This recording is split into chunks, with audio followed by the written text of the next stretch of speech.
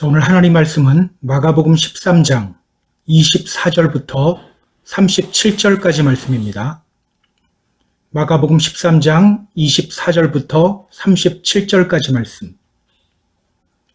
그때에 그 환란 후 해가 어두워지며 달이 빛을 내지 아니하며 별들이 하늘에서 떨어지며 하늘에 있는 권능들이 흔들리리라. 그때 인자가 구름을 타고 큰 권능과 영광으로 오는 것을 사람들이 보리라.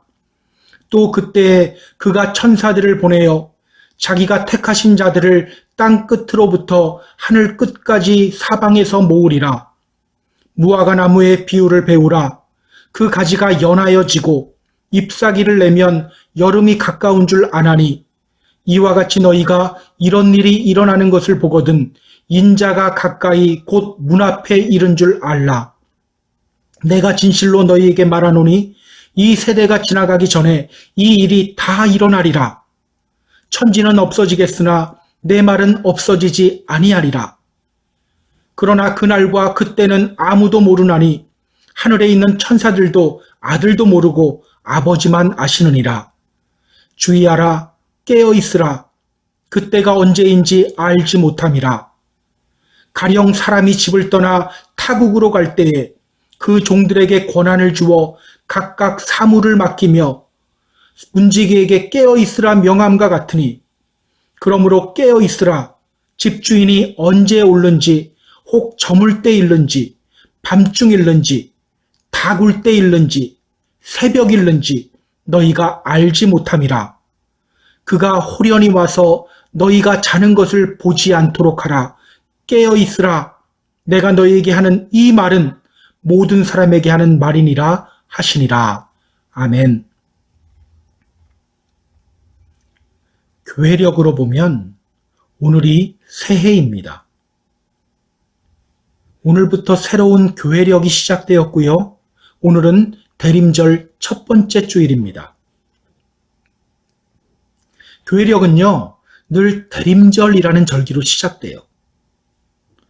대강절이라고도 하고요, 강림절이라고도 합니다. 대림절, 무슨 뜻이죠? 여기 나오는 대, 이게 기다릴 대입니다. 기다리다라는 뜻이에요. 영어로는요, 어드벤트라고 하죠. 오다라는 뜻의 라틴어인 어드벤투스에서 유래한 말입니다. 그러니까 대림절은요, 누군가가 오기를 기다리는 절기입니다. 누군가가 오기를 기다리는 절기. 앞으로 4주 후면 어떤 날이죠? 예수님이 이 땅에 오심을 기억하며 기념하는 크리스마스죠. 이 대림절이 어떤 절기냐? 이 땅에 오시는 예수님을 맞이할 준비를 하는 절기예요.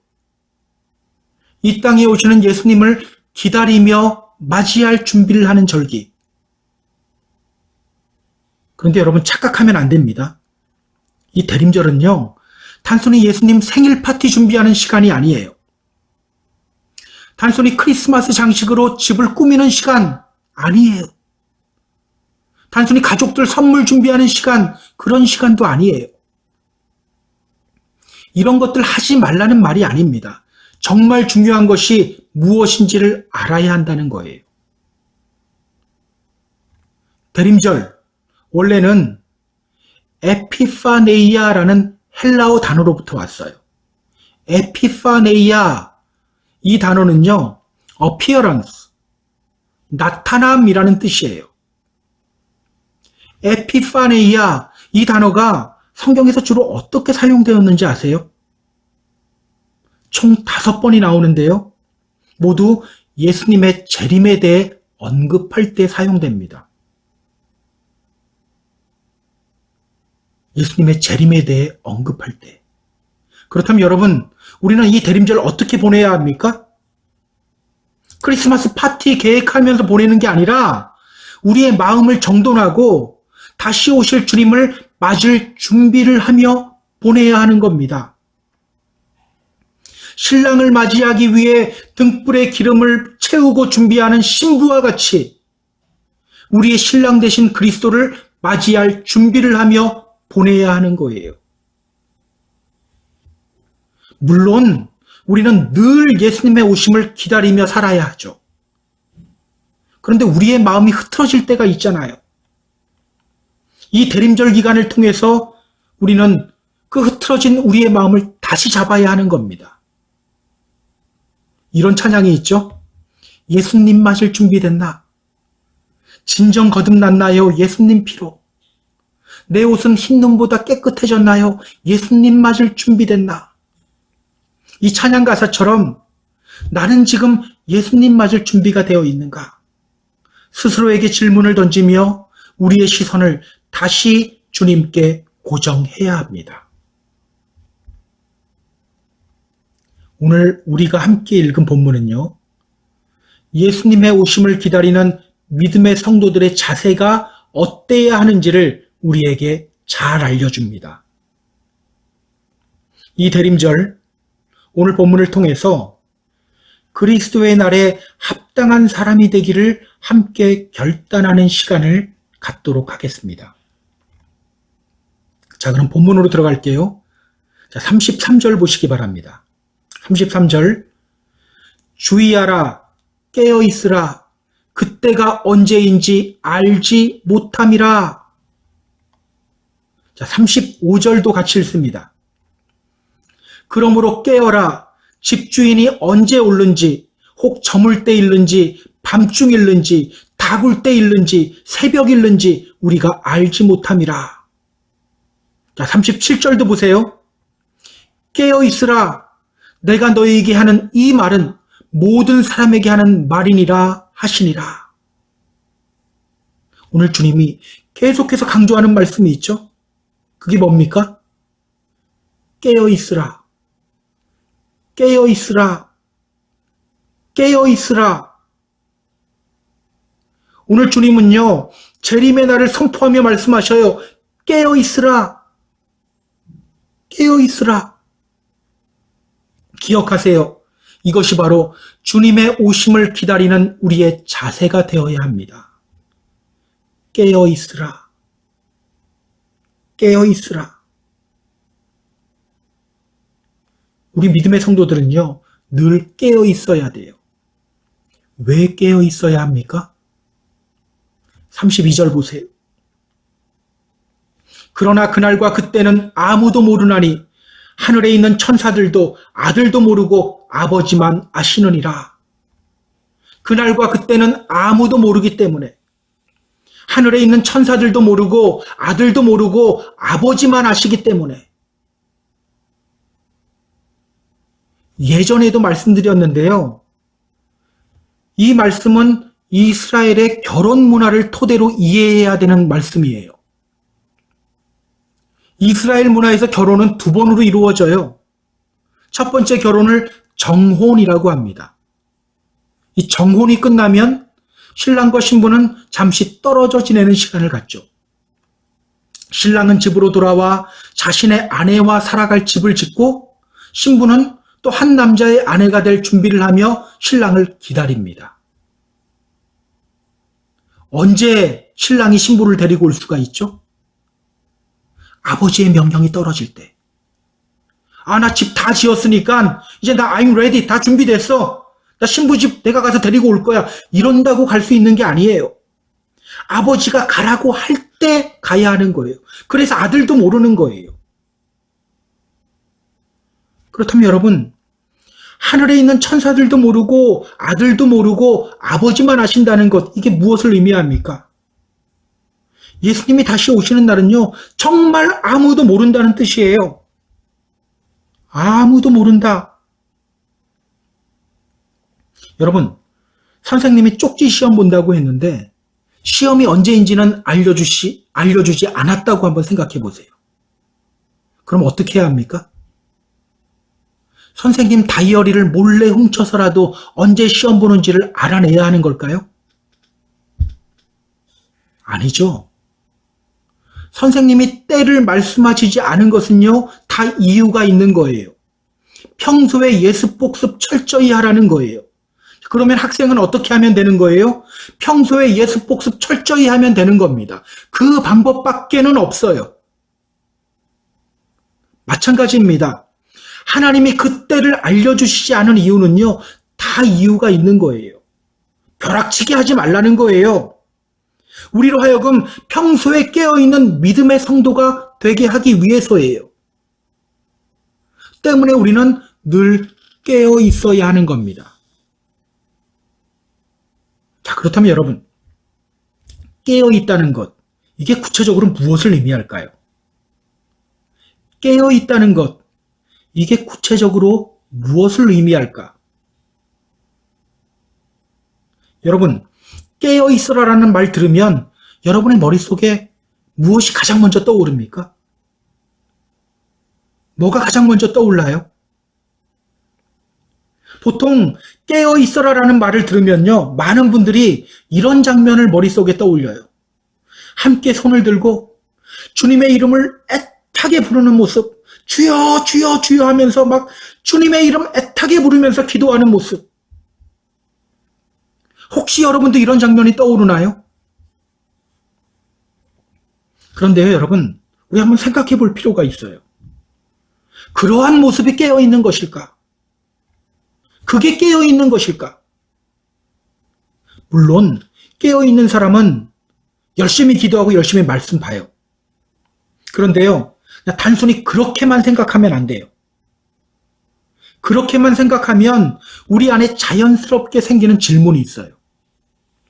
그게 뭘까요? 예수님이 언제 다시 오실까? 예수님의 재림이 언제일까? 왜 이런 질문이 생기는지 아세요? 계속해서 주님의 이름 부르고 있지 못하거든요. 그러니까 예수님이 언제 오시는지 알아야 되는 거예요. 그 시간에 맞춰서 주님의 이름 애타게 부르려고 하는 거예요. 그러니까 구원도요, 벼락치기로 받으려고 하는 못된 심보가 있는 거예요. 여러분, 성경은 마지막 때를 어떻게 그리고 있죠? 성경은 마지막 때를 어떻게 그리고 있을까요? 우리 성경 한 군데만 좀 찾아볼게요. 마태복음 24장 40절 41절입니다. 마태복음 24장 40절 41절. 자, 마지막 때를 어떻게 그리고 있는지 한번 보세요. 그때 두 사람이 밭에 있음에 한 사람은 데려가고 한 사람은 버려둠을 당할 것이요. 두 여자가 맷돌질을 하고 있음에 한 사람은 데려가고 한 사람은 버려둠을 당할 것이니라. 마지막 때에 대해서 성경은 어떤 예를 듭니까? 함께 모여 손을 들고 주여 주여 외치며 기도하다가 예수님의 재림을 맞이하는 장면, 그런 장면을 예로 들고 있나요? 그렇지 않죠. 밭을 갈다가 하늘로 올라가고 맷돌질 하다가 하늘로 올라간다고 말해요. 쉽게 말하면 자기 일 하다가 하늘로 들려 올라간대요. 우리식으로 말하면요, 아기 엄마는 아기 키우다가 주님께 올라가는 거고요. 사업하시는 분들은 또 일하다가 주님께 가는 거예요. 학생들은 공부하다가 주님께 가는 거예요. 이것이 성경이 우리에게 보여주는 마지막 날의 모습이에요. 그래서 여러분, 가장 어리석고 안타까운 사람들이 어떤 사람들인지 아세요? 시한부 종말론에 현혹되는 사람들이에요. 시한부 종말론에 현혹되는 사람들. 예전에 한국에서도 이 시한부 종말론이 큰 이슈를 끌었던 적이 있었죠. 1992년 10월 28일 밤 12시 휴거가 일어난다는 주장이 있었어요. 1초도 어긋나지 않을 거라고 했어요. 여러분, 왜 1992년이었는지 아세요? 왜 1992년이었을까? 하도 그 많은 숫자들 중에. 예전에 노스트라다무스라고 하는 사람이 이런 예언을 했었어요. 1999년이 지구 멸망의 해다. 1999년 지구가 멸망할 것이다.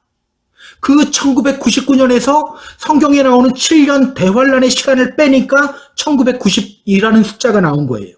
이게 말도 안 되게 나온 숫자거든요.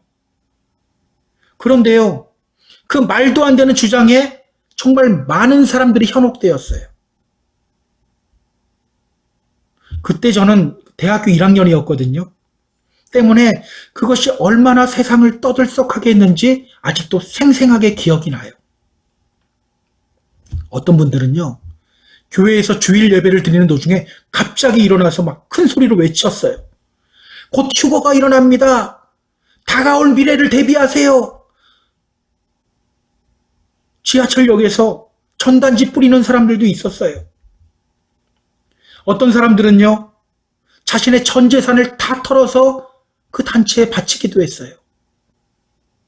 심지어 어떤 여자는요, 어렵게 임신한 뱃속의 아기를, 결혼해서 계속 내내 아기 못 갖다가 어렵게 임신했는데 그 아기를 산부인과 가서 지워달라고. 왜? 아기가 있으면 또 휴거 나가지 못한대요. 그렇게 한 결과가 어떻게 나타났습니까? 드디어 1992년 10월 28일 그들은요, 온갖 매스컴들, 사람들이 지켜보는 가운데서 한 군데로 다 모였어요. 함께 모여서 기도하고 찬송하고 정말 목이 터져라 주님의 이름을 불렀어요. 결국 어떻게 되었습니까? 10월 28일 밤 12시 땡 하고 1초, 2초, 3초 지나가는데 자기들 계속 다 남아있는 거예요. 한 사람도 올라간 사람이 없이 다 남아있는 거예요. 되게 허탈했대요. 그 자리에 있었던 분 얘기 들어보니까. 그냥 사기, 행각, 그냥 해프닝으로 끝나고 말았어요. 제 생각에는요, 성경적으로 보면요, 만약에 정말 주님이 그때 오시려고 했어도 그 모습 보면 오지 않을 거예요. 왠지 아세요? 그 벼락치기로 구원 획득하려고 하는 것이지 이게 깨어있는 게 아니거든요. 이 깨어있는 것은요, 우리가 살아가는 삶의 자리에서 깨어있는 모습으로 살아가는 거예요. 그런데 함께 모여서 주여 주여 외친다고 이게 깨어있는 게 아니거든요. 이게 벼락치기거든요. 그럼 주님 안 와요, 그 모습 보고. 그렇다면 여러분, 깨어있다는 것, 이게 구체적으로 무엇을 의미할까요? 깨어있다는 것, 이게 구체적으로 무엇을 의미할까? 오늘 우리는요, 예수님이 어디에서 이 명령을 하고 있는지를 잘 봐야 돼요. 자, 먼저 마가복음 13장 앞부분으로 한번 가보세요. 마가복음 13장 1절, 2절은 이렇게 말합니다. 예수께서 성전에서 나가실 때에 제자 중 하나가 이르되 선생님이여 보소서 이 돌들이 어떠하며 이 건물들이 어떠하니이까. 예수께서 이르시되 내가 이 큰 건물들을 보느냐. 돌 하나도 돌 위에 남지 않고 다 무너뜨려지리라 하시니라. 십자가 지기 위해 예루살렘으로 오신 예수님은요, 곧장 성전으로 가셨어요. 장사하는 사람들 다 내쫓으시면서 말씀하셨어요. 너희가 기도하는 곳을 강도의 소굴로 만들었다. 그런데요, 예루살렘 성전은 이미 사두개인들과 바리새인들에 의해 장악되어 있었어요. 그들은 예수님의 말씀에 귀를 닫고 서로 하나가 되어서 예수님을 공격해요. 원래 이 둘 사이 되게 사이 안 좋거든요. 예수님 공격할 때는요, 하나가 돼요. 예수님을 마구마구 공격해요. 하나님을 예배해야 할 성전이 하나님을 거부하고 오히려 종교 지도자들의 사리사욕을 채우는 장소가 되어버린 거예요. 그런 성전을 예수님은 그냥 팍 차고 나오셨어요. 그때 눈치 없는 제자 하나가 야, 이 건물들 보세요. 그거 보면서 예수님이 말씀하시는 겁니다. 돌 하나도 돌 위에 남지 않고 다 무너뜨려지리라. 자, 마가복음 13장 3절 보세요. 예수께서 감람산에서 성전을 마주 대하여 앉으셨을 때에 예수께서 감람산에서 성전을 마주 대하여 앉으셨을 때에, 자, 그렇게 성전을 팍 차고 나온 후에 예수님이 가신 곳이 어디예요? 감람산. 감람산. 그러니까 예수님은요, 그리스도를 거부하는 성전을 향해 돌 하나도 돌 위에 남지 않고 다 무너질 것이다, 이 선포하신 후에 감람산으로 올라가신 거예요. 감람산으로. 왜 감람산으로 가신 걸까요? 예수님이 감람산에 올라가신 이유가 뭘까요? 3절 다시 보세요. 예수님이 감람산에서 어떻게 앉으셨는지를 잘 봐야 됩니다. 자, 3절 다시 잘 보세요. 어떻게 앉으셨죠? 성전을 마주 대하여 앉으셨을 때에. 성전을 마주 대하여 앉으셨을 때에. 어떻게 앉으셨어요? 성전을 마주 대하여 앉으셨어요. 여기서 성전을 마주 대하여 앉았다는 말은요, 우리가 식사 자리 할 때 서로 이렇게 마주보고 앉듯이 그렇게 앉았다는 의미가 아닙니다. 서로 대치하며 마주보았다는 뜻이에요. 여기에 쓰인 단어가 카테난티라는 헬라어 단어예요. 카테난티. 이 단어는요, 반대편에 서서 심판하며 대치 상태로 들어가는 것을 뜻하는 단어입니다. 우리말로 하면 맞짱 뜨는 것을 의미하는 단어예요. 맞짱 뜨다. 이 감람산은요, 예루살렘 바로 앞에 위치해 있는 산입니다. 이 감람산 정상에 올라가면 예루살렘 전체가 한눈에 다 들어와요. 그래서 나중에 보면요, 이 감람산이 예루살렘을 공격하는 장소로 돼요. AD 70년 로마의 디도 장군이 예루살렘을 공격할 때 바로 이 감람산에 자신의 군대를 주둔시켰어요. 자, 그렇다면 여러분, 예수님이 감람산에 올라가시는 이유가 뭡니까? 그리스도를 거부하는 예루살렘 성전과 선을 딱 긋고 맞짱 뜨기 위해서예요. 맞짱 뜨기 위해서. 예배하는 장소가 아닌 종교 지도자들의 사리사욕을 채우는 장소가 되어버린 그 예루살렘을 심판하기 위해서예요. 그래서 여러분, 오늘 본문을 읽을 때에는요, 그리스도를 거부하는 예루살렘, 주님의 말씀을 듣고도 결국은 회개하지 않는 그 예루살렘을 앞에 두고 호통치며 심판하는 예수님의 모습을 그리면서 본문을 읽어야 돼요. 우리 그 장면을 머릿속에 그리면서 24절, 27절 우리 한번 볼까요? 24절부터 27절까지 말씀.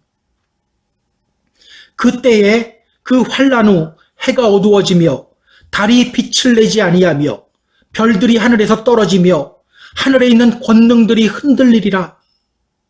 그때 인자가 구름을 타고 큰 권능과 영광으로 오는 것을 사람들이 보리라. 또 그때에 그가 천사들을 보내어 자기가 택하신 자들을 땅 끝으로부터 하늘 끝까지 사방에서 모으리라. 오늘 예수님은요, 당신을 거부하는 예루살렘을 바라보며 여호와의 날, 심판의 날을 선포하고 있어요. 그 심판의 날을 선포하며 말씀하시는 겁니다. 깨어 있으라. 깨어 있으라. 깨어 있으라.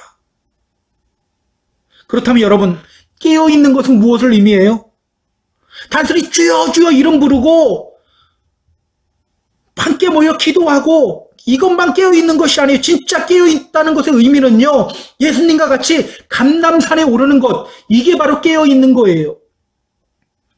주님을 거부하는 세상과 맞짱 뜨는 것, 이게 바로 깨어 있는 거예요.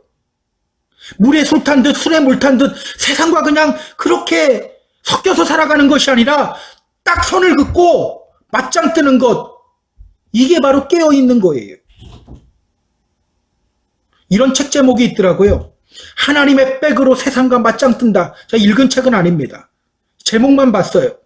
하나님의 백으로 세상과 맞짱 뜬다. 여러분, 바로 이런 자세로 살아가는 것이 깨어있는 거예요. 세상아, 덤벼라! 나는 너가 두렵지 않다! 이렇게 세상과 맞짱 뜨는 것이 바로 깨어있는 거예요. 옆에서 이렇게 말합니다. 너가 빽이 있냐? 배운 게 있냐? 돈이라도 있어야 큰 소리 치지. 좀 돈이라도 좀 모아. 그러나 세상과 맞짱 뜨는 사람들 어떻게 반응할까요? 무슨 소리? 나에게 전능하신 하나님이 있어. 하나님이 나의 빽이야. 이렇게 반응하는 거예요. 옆에서 또 이렇게 말할 때도 있어요. 교회도 성장하려면 돈이 있어야 돼. 빨리 돈 있는 사람 모아야 돼. 그래야 교회 건물도 짓지. 저 사람 돈 많으니까 저 사람한테 좀 잘 보여야 돼. 그러나 세상과 맞짱 뜨는 사람 어떻게 반응합니까? 무슨 소리? 교회의 주인은 예수님이잖아. 복음만 선포하면 돼. 그러면서 베드로와 같이 주는 그리스도시요 살아계신 하나님의 아들입니다. 예수님이 어떤 분인지를 더 크게 입술을 열어 선포하게 돼요. 여러분, 이것이 바로 예수님의 오심을 기다리는 우리 믿음의 성도들의 자세가 아닐까요? 어떻게 하면 우리 교회 사람들이 더 모이고 어떻게 하면 교회를 좀 더 멋있게 짓지? 이 나쁜 마음은 아닌데요. 이게 중심이 되면 안 돼요. 이게 중심이 되면 안 돼요. 정말 예수님의 오심을 기다리는 이 자세, 어떻게 우리가 예수님의 오심을 기다릴까? 이게 정말 우리의 중심이 되어야 되는 거예요. 오늘 우리의 문제가 뭔지 아세요? 요한복음 15장 19절을 보면요. 성경은 분명히 말해요. 예수님이 말씀하셔요. 너희가 세상에 속하였으면 세상이 자기의 것을 사랑할 것이나 너희는 세상에 속한 자가 아니요 도리어 내가 너희를 세상에서 택했기 때문에 세상이 너희를 미워하느니라. 주님이 뭐라고 말씀하셨어요? 너는 세상에 속하지 않았다. 내가 세상에서 너희를 택했다. 때문에 세상이 너희를 미워하는 것, 그 당연한 일이다. 그런데 우리는요, 세상으로부터 미움받는 것 되게 무서워해요. 두려워해요. 그러다 보니까 하나님과 세상 사이에서 교묘하게 줄타기를 해요. 교회 안에서도요, 세상의 방법들을 이야기해요. 세상의 마케팅 방법 그대로 적용해요. 좋은 장소에 멋지고 크게 건물 지어야 사람들이 온다고 생각해요. 이게 다 인간적인 생각들 아닙니까? 기억하세요. 우리 믿음의 성도들은요, 이런 세상적인 생각들과 확실하게 선을 그어야 합니다. 세상과 정면으로 맞짱 떠야 합니다. 때로는요, 이것이 계란으로 바위 치는 것처럼 느껴질 때도 있어요. 그래도 당당하게 주님의 길 걸어가야 합니다. 이것이 바로 그리스도의 오심을 기다리며 깨어있는 그리스도인의 모습이에요. 오늘 여러분 어떻습니까? 어때요? 이 대림절을 맞이해서 스스로에게 한번 물어보세요. 오늘 나는 깨어있는가? 오늘 나는 어디에 있는가? 과연 감람산에 있는가? 이 세상과 맞짱 뜨는 깨어있는 자리에 있는가? 이번 대림절을 맞이해서 다시 감람산으로 올라가기를 결단하는 저와 여러분이 되기를 주님의 이름으로 부탁드립니다. 자, 그렇다면 여러분, 이 세상과 맞짱 뜰 때 여러분은 무엇을 붙잡고 나갈 겁니까? 이 세상과 맞짱 뜰 때 우리가 붙잡아야 할 것이 뭘까요? 강도와 싸우려면 몽둥이라도 붙잡아야 되잖아요. 안 되면 야구방망이라도 들어야 되잖아요. 세상과 싸우기에 여러분 어떤 무기 붙잡으시겠습니까? 남들보다 똑똑한 머리 붙잡으시겠어요? 남들보다 착한 자기 마음씨 붙잡겠습니까? 차곡차곡 쌓인 여러분의 경험 붙잡을 겁니까? 오늘 우리가 붙잡아야 될 무기가 뭘까요? 오늘 우리는요, 예수님이 어떤 무기를 들고 있는지를 확인해야 돼요. 자, 24절, 25절 다시 한번 보세요. 24절, 25절. 제가 13장, 이사야서 13장 9절, 10절 말씀을 읽을 거예요. 여러분은 24절, 25절 말씀을 보면서 비교하면서 들으시면 돼요. 자, 제가 이사야서 13장 9절, 10절 말씀을 읽습니다.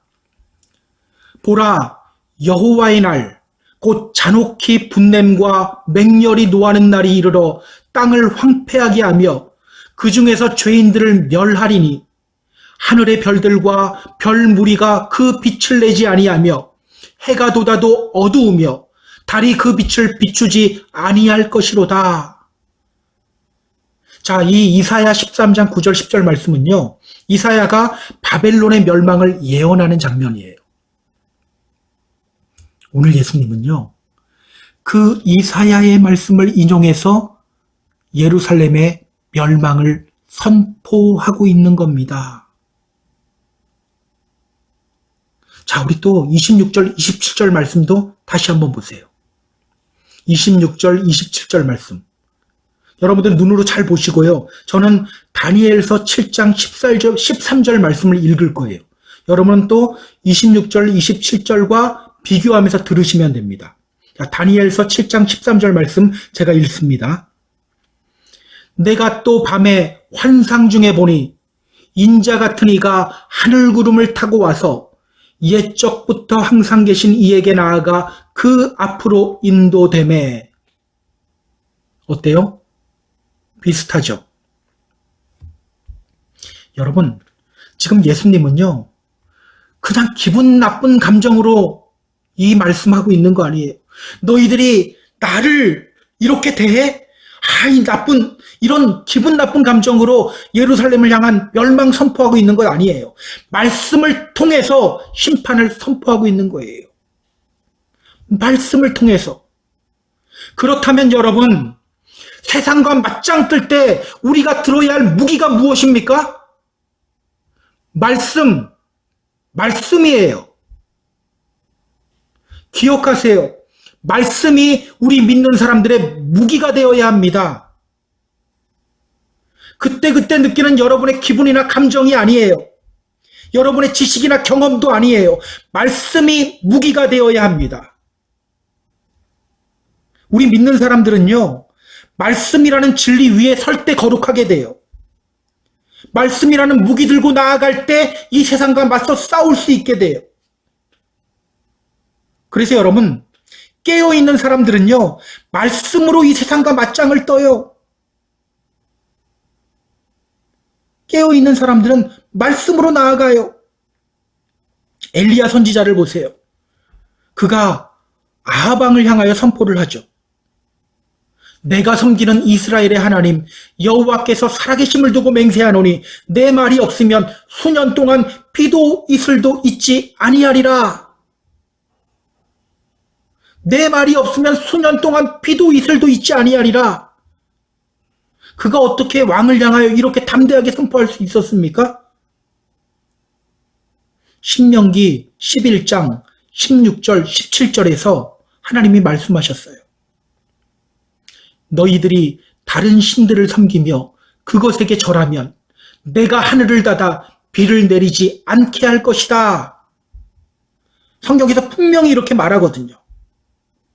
다른 신들을 섬기면 하늘을 닫아서 비를 내리지 않게 할 거라고 하나님이 말씀하셨어요. 자, 그런데 아하방을 보니까 어때요? 바알과 아세라를 열심히 숭배하는 거예요. 아하방이 그러니까 백성들까지, 북이스라엘 백성들까지 그러고 있는 거예요. 그 모습 보면서 이 엘리야가 선포하는 겁니다. 내가 섬기는 이스라엘의 하나님 여호와의 살아계심을 두고 맹세한다. 내 말이 없으면 수년 동안 비도 이슬도 있지 아니할 것이다. 이게 단순히 감정으로 선포한 것이 아니에요. 말씀으로 선포한 거예요. 기억하세요. 이것이 바로 깨어있는 겁니다. 말씀으로 이 세상과 대적하는 것. 말씀으로 이 세상과 대적하는 것. 결국 믿음 생활은요, 끊임없이 말씀 속으로 들어가며 말씀 위에 서는 싸움을 싸우는 거예요. 오늘 우리는요, 감정을 막 끌어오르게 하는 것, 이게 믿음 생활 잘하는 거라고 생각해요. 그러다 보니까요, 더 감정을 자극하는 것들을 원해요. 어떤 분들은 부흥회마다 따라다니죠. 소위 약발이 떨어졌다고 해요. 그래서 계속해서 그 감정을 자극하는 것들을 계속 찾아다녀요. 근데 여러분, 감정은 그때뿐이에요. 믿음 생활은요, 말씀 속으로 들어가는 싸움 싸우는 겁니다. 끊임없이 말씀 속으로 들어가며 말씀에 순종하는 싸움을 싸우는 것이 바로 믿음 생활이에요. 저는 우리가 종교 생활하지 않았으면 좋겠어요. 진짜 믿음 생활했으면 좋겠어요. 말씀으로 들어가는, 말씀 위에 서는, 말씀 갖고 씨름하는 믿음 생활. 여러분, 왜 우리가 말씀으로 들어가야 할까요? 마태복음 5장 18절을 보면요, 우리 주님이 말씀하셔요. 진실로 너희에게 이르노니 천지가 없어지기 전에는 율법의 1.1획도 결코 없어지지 아니하고 다 이루리라. 이 세상 다 없어져도 무엇은 남는다고 합니까? 하나님의 말씀은 남는다고 말해요. 이사야서 40장 8절도 또 말하죠. 풀은 마르고 꽃은 시드나 우리 하나님의 말씀은 영원히 서리라. 여러분, 영원한 거 붙잡는 게 나은 거예요? 없어질 거 붙잡는 게 나은 겁니까? 영원한 거 붙잡아야 되잖아요. 왜 없어질 것들 붙들고 있습니까? 왜 없어질 것들 붙들고 기뻐하고 있어요? 여러분, 말씀 붙드세요. 말씀 속으로 들어가세요. 말씀에 순종하는 싸움 싸우시기 바랍니다. 기억하세요. 말씀은 반드시 이루어집니다. 반드시 이루어져요. 30절 보세요. 오늘 예수님은 예루살렘의 멸망을 선포하며 이렇게 외쳐요. 내가 진실로 너희에게 말하노니 이 세대가 지나가기 전에 이 일이 다 일어나리라. 오늘 예루살렘을 향한 이 주님의 심판의 말씀 다 그대로 이루어져요. 예루살렘이 언제 망했어요? 아까 제가 말씀드렸죠? AD 70년. 예수님이 말씀하신 대로 정말 한 세대가 지나가기 전에 예루살렘이 멸망해요. 로마의 디도 장군에 의해서 처참하게 짓밟히게 됩니다. 유대와 로마의 전쟁들이라는 책이 있어요. 이게 유대인 역사가인 요세푸스라는 사람이 쓴 책이거든요. 거기에 보면요, 당시 예루살렘이 멸망하는 장면이 아주 자세하게 묘사되어져 있어요. 로마가 예루살렘 성을 포위합니다. 그러자 성 안에 있던 식량이 다 떨어져요. 너무 배고프다 보니까 사람들은 무엇을 하냐면요, 가죽 허리띠, 가죽 신발, 방패 뚜껑 이런 것들을 물에 넣고 끓여요. 그리고 그 국물을 막 마셔요. 굶주림이 극심해지자 나중에는요, 남편은 아내의 것을, 아내는 남편의 것을 도둑질해요. 사람 고기를 먹는 일까지 발생해요. 오늘 보면 앞부분을 보면요, 12절을 보면 예수님이 이렇게 예언하셨어요. 형제가 형제를, 아버지가 자식을 죽는 데 내주며 자식이 부모를 대적하여 죽게 하리라. 정말 그러한 일들이 실제로 예루살렘 성에서 일어났어요. 로마 군사들이 예루살렘 성으로 진격해 들어갈 때의 상황 더 처참해요. 성난 군사들이 성전에 불을 질러요. 이때 성전은요, 완전히 불에 타서 사라져요. 예수님이 말씀하셨죠. 돌 하나도 돌 위에 남지 않고 다 무너뜨려지리라. 이 주님의 말씀대로 그대로 이루어져요. 당신의 당시의 상황을 한번 상상해 보세요. 불을 지르며 뛰어다니는 로마 군인들의 함성 소리, 불에 타서 죽어가는 사람들의 애처로운 부르짖음, 이것이 바로 예루살렘의 마지막 모습이었어요. 예수님의 예언대로 그 세대가 끝나기 전에 예루살렘을 향한 심판의 예언이 그대로 이루어진 겁니다. 기억하세요. 이것이 바로 말씀의 힘입니다.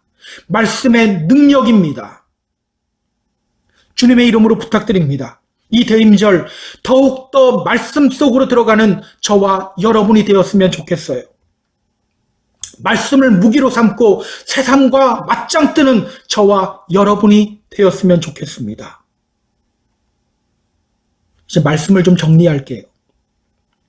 우리 사랑하는 펜사콜라 한인교회 성도 여러분, 우리 믿음의 성도들은요, 늘 주님 맞을 준비를 해야 합니다. 늘 주님의 날을 기다리며 살아야 합니다. 깨어서 기다려야 합니다.